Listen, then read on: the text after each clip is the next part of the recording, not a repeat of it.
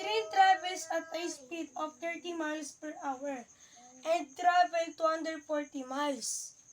How long did it take the train to complete its journey? Bago natin ipagpatuloy, ituturo ko muna sa inyo kung paano makakuha ng formula.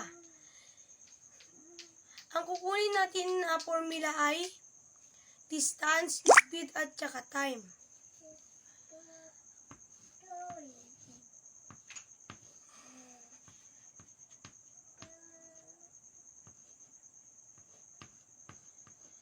Pag distance mo na hanapin natin takpan. Distance equals speed time is time. Pag speed na hanapin natin takpan.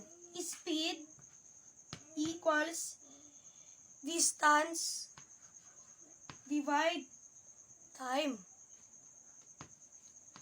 Pag hanapin naman natin ay time, takpan natin. Time equals distance divide speed. Ang hanapin natin na formula ay time. Time equals distance divide speed.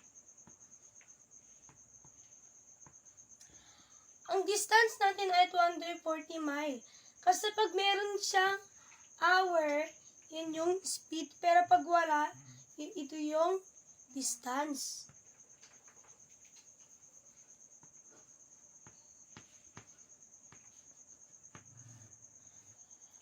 Ito naman ang ating speed. Kasi meron siyang miles per hour, meron siyang hour.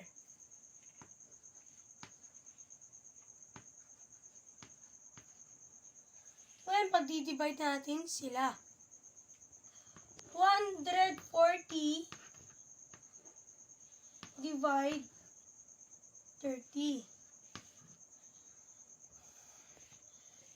30 times 8 equals 240. 240 minus 240 equals 0. Ngayon, pagkakansilan natin sila, si meter.